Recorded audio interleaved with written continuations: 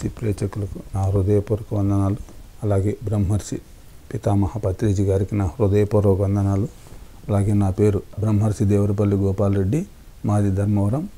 మనం భగవద్గీత కార్యక్రమంలో గత ఎపిసోడ్లో ఆహారాల గురించి, దానాల గురించి తెలుసుకున్నాం.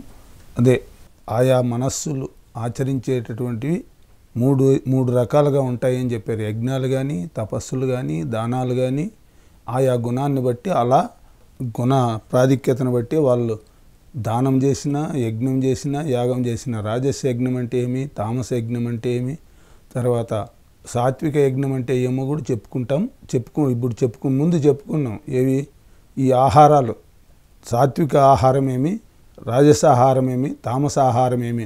ఆయా మనస్సులు తినడి ఆహారములు 3 విధములుగా ఉండును. అట్లే యజ్ఞాలు, తపస్సులు, దానాలు కూడా 3 విధములుగా ఉంటాయి అర్జున అని దాని గురించి ఎక్స్ప్లెయిన్ చేస్తూ ఆహారాల గురించి ముందు ఎపిసోడ్లో, దానాల గురించి తెలుసుకున్నాం. ఇప్పుడు తపస్సు గురించి తెలుసుకున్నాం. తపస్సు అంటే చాలామందికి ఏదో కొండల్లో పోయి కూర్చొని అక్కడ చేసుకునేదే తపస్సు అనుకుంటారు. కానీ కృష్ణ భగవానుడు అలా చెప్పలే, ఇక్కడ కొత్త రకంగా చెప్తున్నాడు. ఇక్కడ దీన్ని పూర్తిగా అర్థం చేసుకోవాలి. అపలాకాంచి బిర్యజ్ఞో విధిదృష్టో యయుజ్యతే యష్టవ్యమేవేతి మనః సమాదాయ ససాత్విక అంటాడు. శాస్త్రోక్తమైనది యజ్ఞాల గురించి ఫస్ట్ తెలుసుకున్నాం. ఈ సాత్విక యజ్ఞము, రాజస యజ్ఞము, తామస యజ్ఞము అని 3 విధాలుగా ఉంటాయి. ఈ యజ్ఞాల గురించి ఫస్ట్ తెలుసుకొని మళ్ళీ తపస్సుల గురించి తెలుసుకుందాం. యజ్ఞాలు 3 విధాలుగా ఉంటాయి అని చెప్పాడు. యజ్ఞాలు కానీ, తపస్సులు కానీ, దానాలు కానీ, ఆహారం కానీ అన్నీ 3 విధాలుగా ఉంటాయి అని చెప్పాడు. అదేవిధంగా ఇక్కడ మనం అప్లాకాంచి బిర్యజ్ఞో విధిదృష్టో యయుజ్యతే యష్టవ్యమేవేతి మనః సమాదాయ ససాత్విక అంటాడు. శాస్త్రోక్తమైనది ఈ యజ్ఞము చేయుట నా కర్తవ్యము అని మనస్సును దృఢముగా నిశ్చయించుకొనబడినదియు ప్రతిఫలాపేచ్ఛ లేకుండా చేయబడినది యజ్ఞము సాత్విక యజ్ఞం అనబడును. ప్రతిఫలాపేచ్ఛ లేకుండా యజ్ఞం చేసేటప్పుడు కూడా సాత్విక యజ్ఞం ఎట్లా ఉంటుందంటే ఫలితాన్ని ఆశించకోకుండా చేస్తాడు. ఈ సత్వగుణంలో ఉండేటువంటి వాడు. అపలాకాంచి బిర్యజ్ఞో విధిదృష్టో యయుజ్యతే యష్టవ్యమేవేతి మనః సమాదాయ ససాత్విక. శాస్త్రోక్తమైనది ఈ యజ్ఞము చేయుట నా కర్తవ్యము అని మనస్సును దృఢముగా నిశ్చయించుకొనబడినదియు ప్రతిఫలాపేచ్ఛ లేకుండా చేయబడినది యజ్ఞము సాత్విక యజ్ఞం అనబడును. ఇన్ని క్వాలిటీస్ చెప్పాడు. ఈ యజ్ఞం చేయుట శాస్త్రోక్తం కాకుండా మనం చాలా చేస్తుంటాం, శాస్త్రాన్ని అనుసరించాం, దాని నుంచి ప్రయోజనం లేదంటాడు భగవానుడు. ఖచ్చితంగా శాస్త్రం ఎలా చెప్పిందో అలా చేస్తేనే ఆ యజ్ఞానికి ఫలితాలు ఉంటాయి. శాస్త్రోక్తమైనది ఈ యజ్ఞము చేయుట నాకు కర్తవ్యముని మనస్సున దృఢముగా నిశ్చయించుకొనబడింది. రెండోది దృఢం ఉండాల. ఇది సాత్వికము అనేటటువంటి పూర్తి పట్టుదల ఉండాల. సాత్వికము అని పట్టుదల ఉంటే ఆ సాత్విక యజ్ఞం శాస్త్రాన్ని అనుసరించి శాస్త్రం ఏం చెప్పిందో దాన్ని చేస్తూ వెళ్తాడు. శాస్త్రోక్తమైనది ఈ యజ్ఞము చేయుట నా కర్తవ్యము అని దృఢముగా నిశ్చయించుకొనబడినది. దృఢముగా అంటే మామూలు అసమసి కాదు. ఒక యజ్ఞం చేయాలంటే ఫస్ట్ పట్టుదల కావాలి. ఆ పట్టుదల శాస్త్రోక్తంగా ఉండాలి, పట్టుదల ఉండాలి. ఆ పట్టుదలగా ఈ యజ్ఞము చేయుట నా కర్తవ్యముని మనస్సును దృఢముగా నిశ్చయించుకొనబడినది, ప్రతిఫలాపేచ్ఛ లేకుండా చేయబడినది. ఆ ఫలితాన్ని అయితే ఆ యజ్ఞం అంత పట్టుదలతో చేసినప్పటికీ దానిపైన ఫలితాన్ని ఆశించి చేస్తారు. ఇక్కడ సాత్విక యజ్ఞంలో ఫలితాన్ని కూడా ఆశించకుండా చేయాలి అంటాడు భగవానుడు. ప్రత్యుపకారం ఆశింపక నిస్వార్థ భావంతో చేయాలి. అలా చేస్తేనే అది సాత్విక యజ్ఞం అవుతుంది. కాబట్టి అర్జున నువ్వు సాత్విక యజ్ఞాన్నే చెయ్యి అని చెప్తాడు ఇక్కడ. శాస్త్రోక్తమైనది ఈ యజ్ఞము చేయుట నాకు కర్తవ్యముని మనస్సున దృఢముగా నిశ్చయించుకొనబడినది, ప్రతిఫలాపేచ్ఛ లేకుండా చేయబడినది యజ్ఞము సాత్విక యజ్ఞం అనబడును. కాబట్టి ప్రతిఫలాపేచ్ఛ లేకుండా చేస్తేనే అది సాత్విక యజ్ఞం అవుతుంది. ఫలితాన్ని ఆశించి చేస్తే అది రాజస యజ్ఞం అవుతుంది. అయితే చాలా మటుకు మనము ఆ రాజస యజ్ఞాలే చేస్తాం కానీ సాత్విక యజ్ఞాలు చేయము. ఎందుకంటే పనిని ముందు పెట్టుకోము, ఫలితాన్ని ముందు పెట్టుకుంటాము. పనిని ముందు పెట్టుకొని ఫలితాన్ని ఎన్నుకుంటూ, ఫలితము అనేది అది ఆటోమేటిక్గా వస్తుంది, దాన్ని కోరాల్సిన అవసరం లేదు. నువ్వు కోరినా కోరకపోయినా నువ్వు చేసిన పనికి వస్తుంది. అయితే నీకు అక్కడ జరిగేటటువంటి నష్టం ఏమంటే ఫలితాన్ని కోరితే ఫలితం మాత్రమే వస్తుంది, చిత్తశుద్ధి కలగదు. చిత్తశుద్ధి కలగకపోతే ఆత్మజ్ఞానం వచ్చే అవకాశాలు ఉండవు. అందుకే ఫలితాన్ని మనం ముందు పోతుంటే మన నీడ మనం రా అని దేవరించాల్సిన పనిలే, మన నీడ ఆటోమేటిక్గా మన వెంటే వస్తుంది. అదేవిధంగా మనం కర్మ చేస్తే దాని ఫలితం కూడా ఆటోమేటిక్గా వస్తుంది. అయితే ఆ ఫలితాన్ని ఆశించడం వల్ల మనకు అక్కడ దోషం ఏర్పడుతుంది. దానికి ఆ చిత్తశుద్ధి, చిత్తంలో మాలిన్యాలు ఏర్పడతాయి, వాసనలు ఏర్పడతాయి. ఆ వాసన వల్ల మనం ఆత్మజ్ఞానం పొందలేం. మానవ జన్మకు అతి ముఖ్యమైనది ఆత్మజ్ఞానం పొందితేనే ఈ జన్మకు అర్హత కలిగిన జన్మ. లేకపోతే ఇది కూడా పశుపత్యాదుల మాదిరినే అయిపోతుంది. ప్రతి జీవరాశి కూడా ఏదో ఒకటి కోరుకుంటుంది, చేస్తుంది పని. అది కాదు, కోరకోకుండా చేయాలి. ప్రకృతి కూడా ప్రకృతికి పరవశించి అవి కూడా చేస్తున్నాయి. అవి చేసేదానికి మనం చేసేదానికి డిఫరెంట్ అంటే మనం ప్రయత్నపూర్వకంగా మనం చేసి ఆ యొక్క చిత్తశుద్ధి తెచ్చుకొని ఆత్మజ్ఞానం పొందాలి అని చెప్పి ఈ యజ్ఞం వల్ల నీ యొక్క స్థితి శుద్ధమవుతుంది అర్జున అని చెప్తాడు. అని చెప్పి ఇంక రాజస యజ్ఞం గురించి చెప్తాడు. అభిసంధాయిత ఫలం దంభార్థం అపిచైవయత్ యజ్ఞతే భర్తశ్రేష్ఠ తం యజ్ఞం విద్ధి రాజస్యం అంటాడు. అభిసంధాయిత ఫలం దంభార్థం అపిచైవయత్ యజ్ఞతే భర్తశ్రేష్ఠ యజ్ఞం విద్ధి రాజస్యం అంటాడు. ఆడంబరం కొరకు ఆచరింపబడింది, ప్రతిఫలాపేక్షతో చేయబడింది యజ్ఞము రాజస యజ్ఞం అనబడును. ఆడంబరం కొరకు ఆడంబరంతో చేస్తా అంటారు కొంతమంది. బయట వాళ్ళు చూసాక అన్ని యజ్ఞాలు చేసినాడు, ఇన్ని యజ్ఞాలు చేసినాడు, అంత గొప్ప స్థితిలో ఉన్నాడు, ఇంత గొప్ప స్థితిలోడని దాన్ని పొగిడించుకునేకే చాలామంది చేస్తుంటారు. ఆ పేరు ప్రతిష్టలకే ప్రఖ్యాతి పెడుతుంటారు. ఆ పేరు ప్రఖ్యాతలు పొందడానికే అవి చేస్తుంటాడు. అబ్బా ఆయన చాలా గొప్ప యజ్ఞాలు చేస్తాడు, యాగాలు చేస్తాడని బయట వాళ్ళు అనుకుండేకే వాడి దృష్టి ఉంటుంది. రాజస యజ్ఞం చేసేవాడికి ఎవడికైనా వాస్తవంగా బయట పేరు కోసమే ప్రయత్నిస్తూ ఉంటాడు, పేరు కోసమే వెంపర్లాడుతూ ఉంటాడు. ఆడంబరం కొరకు ఆచరింపబడినది, ఆడంబరం కోసం ఆచరింపబడింది, ప్రతిఫలాపేక్షతో చేయబడింది. ఆడంబరం కోసము చేస్తాడు, ప్రతిఫలాపేక్షతోనూ ఏదో ఫలితాన్ని ఆశించి చేస్తాడు. ప్రతిఫలాపేక్షతో చేయబడి యజ్ఞము రాజస యజ్ఞం అనబడును. దీన్ని రాజస యజ్ఞం అంటారు అర్జున. కాబట్టి ఆ శాస్త్రానికి అనుగుణంగా వాడు చేస్తాడు. ఇక్కడ శాస్త్రం గీస్త్రం తీసుకోడు, వాడు అహంకారానికి చేస్తాడు. కాబట్టి ఇక్కడ దీనివల్ల పెద్ద ప్రయోజనాలు ఉండవు అని చెప్తున్నాడు భగవానుడు. అని చెప్పి ఇంకా తామసం యజ్ఞం ఎలా ఉంటుందో చెప్తున్నాడు. విధిహీనం మృష్టాన్నం మంత్రహీనం అదచ్చనం శ్రద్ధావిరతం యజ్ఞం తామసం పరసత్యతే అంటాడు. విధిహీనం మృష్టాన్నం మంత్రహీనం అదచ్చనం యజ్ఞావిరితం, విధిహీనం మృష్టాన్నం మంత్రహీనం అదిచ్చినం యజ్ఞావిరహితం తామసం పరిసత్యతే అంటాడు.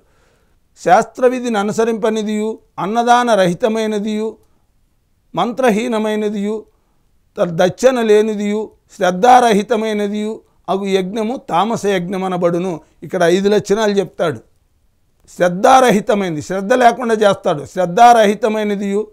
తర్వాత అన్నదానరహితమైనది, అన్నదానం ఉండదు దాంట్లో, అన్నదానరహితమైనది. మంత్రహీనమైనది, మంత్రాలు పెట్టుకోడు, మంత్రహీనమైనది. తర్వాత దచ్చన లేనిది, శ్రద్ధారహితమైనది, శ్రద్ధ లేదు, శ్రద్ధారహితమైనది యజ్ఞము తామస యజ్ఞం అనబడును. దీనివల్ల వాడికి ఏ ఫలమే పొందడు, ఫలితాన్ని పొందకోకుండా ఊరికి యజ్ఞం చేస్తాడు కానీ వానికి లోపల మనసులో దానిపైన కాదు.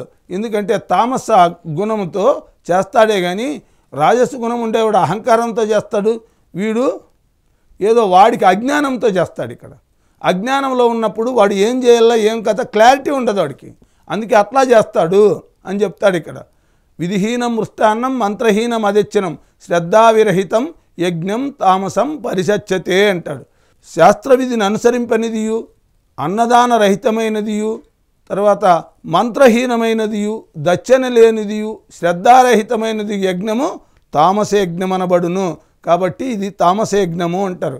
దీన్ని బట్టి మనం తెలుసుకోవచ్చు మనం ఏ స్థితిలో మనం చేస్తున్నామో. ఇది అర్థమైతే మనం సాత్విక యజ్ఞం చేస్తున్నామా, రాజస యజ్ఞం చేస్తున్నామా, తర్వాత తామస యజ్ఞం చేస్తున్నామా మనకే అర్థమవుతుంది. ఏ భావంతో, యద్భావం తద్భవతి. భావం ముఖ్యం. చేసే కర్మ కంటే కర్మ అందరూ చేస్తారు. సాత్వికుడు చేస్తాడు, రాజసుడు చేస్తాడు, తామసుడు చేస్తారు. అయితే వాళ్ళ భావాన్ని బట్టి ఫలితాలు వస్తుంటాయి. వాడు పని చేస్తాడు, వీడు పని చేస్తాడు, ఎవడు పని చేయకోకుండా ఉండడు.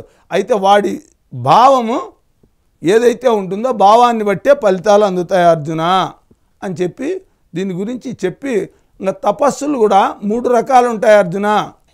తపస్సు అంటే చాలామందికి ఏడో కొండగుట్టల్లో గోర్లు గడ్డాలు పెంచుకొని కూర్చుంటే పోతే అది తపస్సు అనుకుంటారు. కాదు, ఇక్కడ తపస్సుకు వేరే పెట్టాడు ఈయన పేరు. ఎందుకు? దేవద్విజుగురు ప్రాజ్ఞపూజనం శౌచమార్జవం బ్రహ్మచర్యమహింసాచ శారీరం తపౌచ్యతే అంటాడు. దేవతలను, బ్రాహ్మణులను, గురువులను, తర్వాత జ్ఞానులను సేవించుట, పవిత్రత, నిరాడంబరత్వము, బ్రహ్మచర్యము, అహింస అనివి శారీరక తపస్సులు 8 రకాలుగా చెప్పాడు ఇక్కడ భగవానుడు. దేవతలను, బ్రాహ్మణులను, గురువులను, జ్ఞానులను సేవించుట, పవిత్రత, నిరాడంబరత్వము, బ్రహ్మచర్యము, అహింస అని ఈ 8 రకాల అంగాలు చెప్పాడు. అహింస ఇవన్నీ శారీరక తపస్సులు. శారీరక తపస్సు అంటాడు దీన్ని.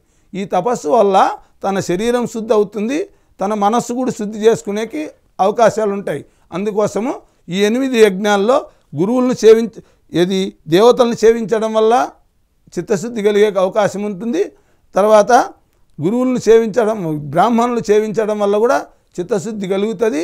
ఫలితాన్ని ఆశిస్తే ఒక రకమైనటువంటి లాభం వస్తుంది, అంటే తాత్కాలిక లాభాలు వస్తాయి. అది ఫలితాన్ని ఆశించకుండా వాళ్ళకి సేవ చేస్తే తర్వాత చిత్తశుద్ధి కలిగే అవకాశం ఉంటుంది. ఇక 2 గుర్తుపెట్టుకోవాలి.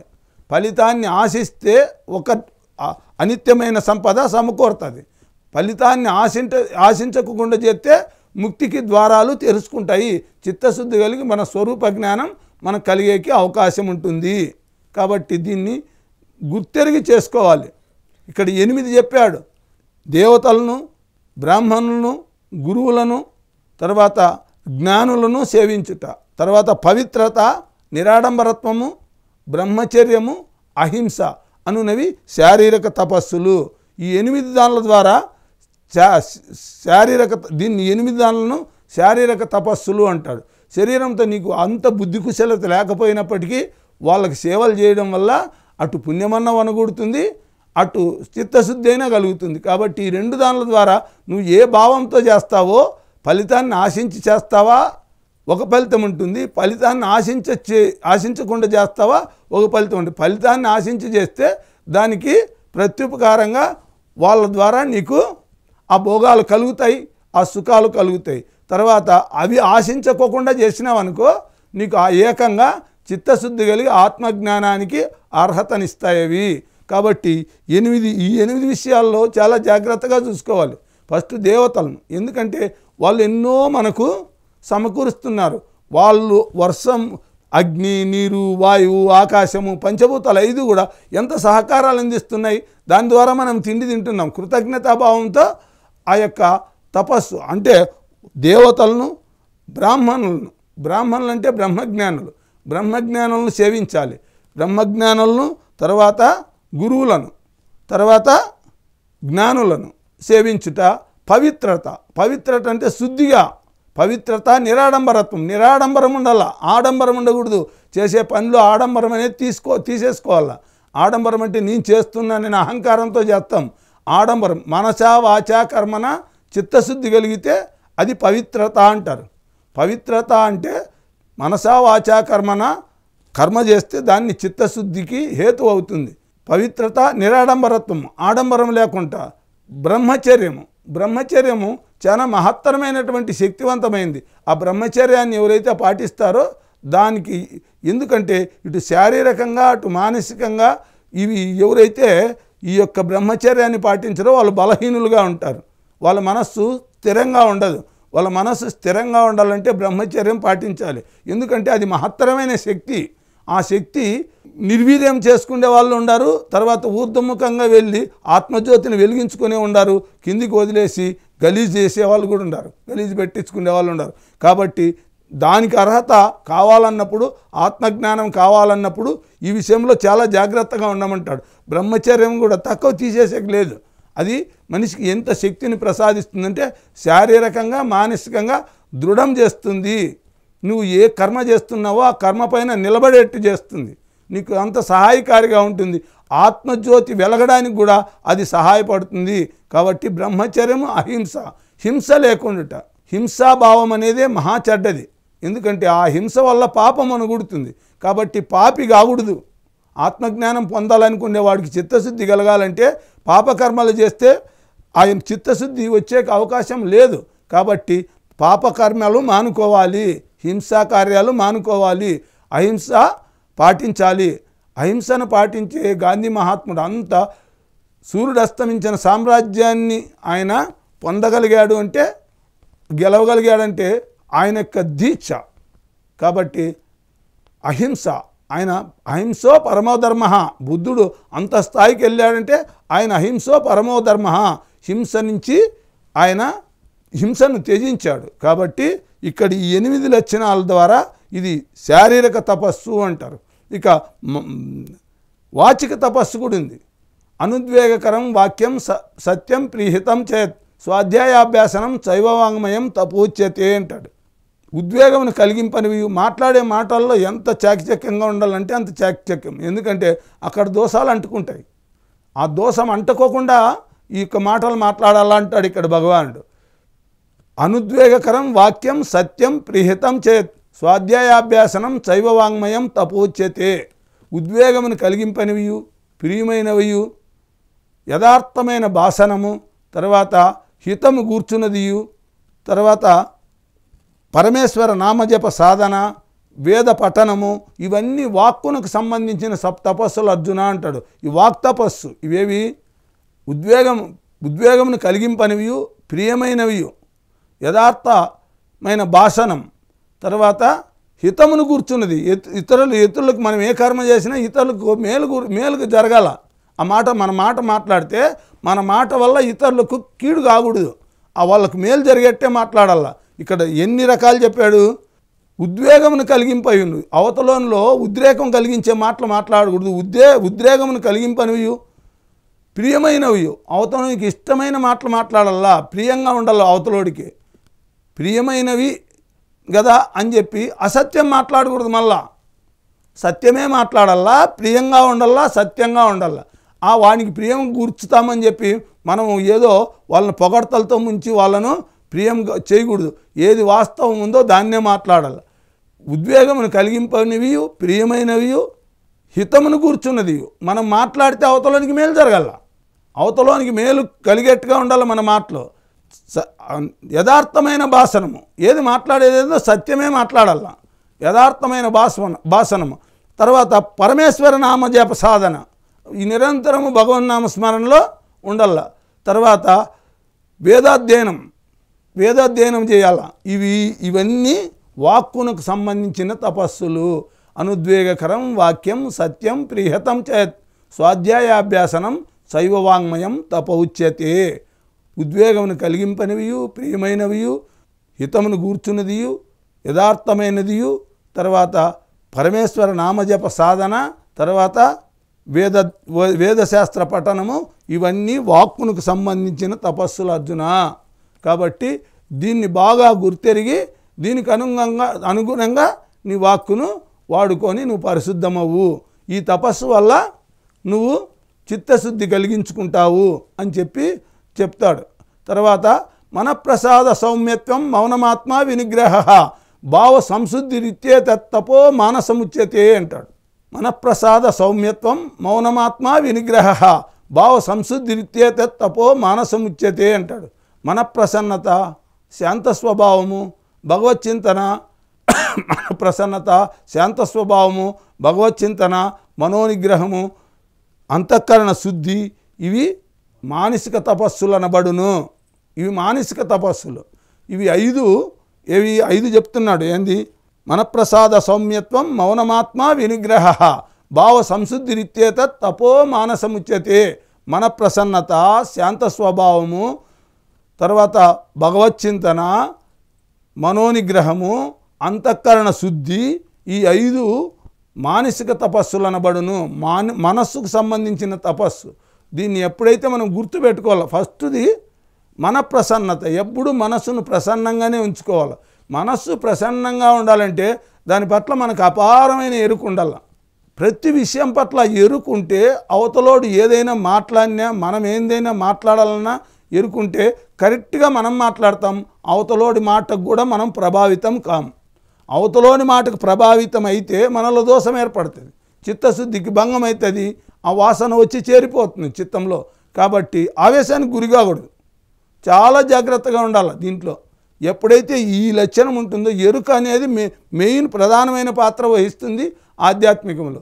ఎరుక కలిగినటువంటి వాడు ఎలా కావాలంటే తన్ను తాను అలా మలుచుకోగలుగుతాడు. మన ప్రసన్నత ఎప్పుడు నిరంతరము మనస్సుకు మాత్రం ఏమాత్రము వేదనకు గురి కాకుండా తెచ్చుకోవాలి. మన ప్రవర్తన వల్ల కానీ ఇతరుల ప్రవర్తన వల్ల కానీ మనము మన మనస్సును చాంచల్యంలోకి తీసుకుపోకూడదు, నిశ్చలంగా ఉంచుకోవాలి. నిశ్చలంగా ఉంచుకోవాలంటే దాని పట్ల మనకు ఎరుక అపారంగా ఉంటే కానీ మనం నిశ్చలంగా ఉంచుకోలేం. ఎందుకంటే అప్పుడు మేలుకోకపోతే మాత్రం మన స్వభావం అనేది ఒకటి ఉంటుంది, ఆ స్వభావం మనం లీడ్ చేస్తూ ఉంటుంది. ఆ స్వభావానికి అతీతంగా మనం వెళ్ళాలంటే మనకు దాని పట్ల ఎరుక కావాలి. అందుకే ధ్యానము ధ్యానము ధ్యానము అనేది. ఎందుకంటే గమనము, ఆ గమనాన్ని పెట్టి పెట్టి పెట్టి తీక్ష్ణమైన గమనం మనకి ఎప్పుడు వస్తుందో మనం ఎక్కడా కూడా తప్పిదం జరిగేకి మనకు అవకాశాలు ఉండవు, చిన్న పొరపాటు జరిగేకి అవకాశాలు ఉండవు. కాబట్టి అలా దాన్ని మనము శుద్ధి చేసుకుంటూ రావాలి. చిత్తశుద్ధికి ఇవన్నీ హేతువులు. కాబట్టి ఎప్పుడైతే మనం దీంట్లో పూర్తిగా అర్థమవుతుందో ఎరుక కలిగి ఉంటావో అప్పుడు మన మనస్సు కూడా మనకు ప్రశాంతంగా ఉంటుంది. మన ప్రశాంతత వల్ల కేవలం ఆరోగ్యమే కాదు, మనోబలం ఏర్పడుతుంది, తర్వాత చిత్తశుద్ధి కలుగుతుంది, ఆత్మజ్ఞానం కలుగుతుంది, ఇన్ని లాభాలు ఉంటాయి దీని ముందు. కాబట్టి ఎరుకతో మన ప్రసన్నత, శాంత స్వభావం, ఎప్పుడు శాంతంగా ఉండాల. నీటి పూర్తిగా శుద్ధమైన నీటిలో రూపాయి బిల్లేస్తే ఏ విధంగా కనపడుతుందో అలా మనలో జరిగేటటువంటి దోషాలను మనం అంత నీట్గా చూడగలగాల. ఎందుకంటే మన యొక్క చిత్తం అంత శుద్ధిగా ఉంటే ఆటోమేటిక్గా మన శాంతి అంత బలంగా ఉంటుంది. అంత శాంతమైనటువంటి స్థితి మనము తెచ్చుకోవాలా. మన ప్రసన్నత, శాంత స్వభావము, భగవచ్చింతన నిరంతరము. ఎందుకంటే భగవచ్చింతన ఎప్పుడైతే భగవంతునిపై ధ్యాస పెడతామో స్వార్థము మాయమవుతుంది. ఎప్పుడు మనకు ఆలోచన ఉంటుంది. కాబట్టి భగవంతుని ఆలోచన, భగవంతుడు అంటే పూర్తిగా సర్వజ్ఞుడు, తర్వాత ఆయన అందరికీ హితం చేసేవాడే కానీ కీడు చేసేవాడు కాదు. కాబట్టి ఆ బుద్ధులే మనకు అన్నీ వస్తాయి. భగవచ్చింతన, మనోనిగ్రహం, మనస్సును పూర్తిగా నిగ్రహించాలి. ఇంద్రియాలు ఎప్పుడు కూడా బహిర్ముఖమై బయట విషయాలపైన పరిగెత్తుతూ ఉంటాయి. వెంటనే మన ఆధీనం లేకుండా ఒక్క ఇంద్రియం మనసుతో కూడితే ఆ ఒక్క ఇంద్రియమే మనోనిగ్రహం లేని యొక్క మనుజుని బుద్ధిని హరించి వేయును అంట. వీడి బుద్ధి కూడా భ్రష్టు పట్టిపోతుంది. ఆ ఇంద్రియంతో మనసు కూడితే మనం బుద్ధి భ్రష్టు పడుతుంది. కాబట్టి ఎప్పుడూ కూడా బుద్ధిని, ఎప్పుడు మనస్సును బుద్ధి వశంలో ఉంచాలి కానీ ఇంద్రియ వశంలో ఉంచొద్దు అర్జున.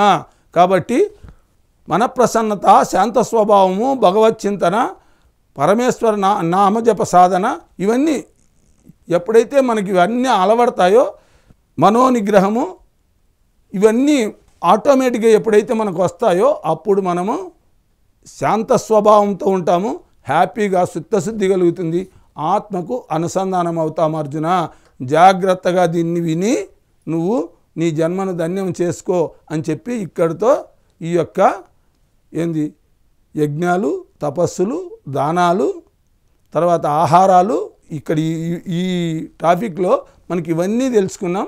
నెక్స్ట్ జ్ఞానయోగం గురించి కొన్ని శ్లోకాలు తెలుసుకుందాం. అంతవరకు సెలవు. నమస్కారం.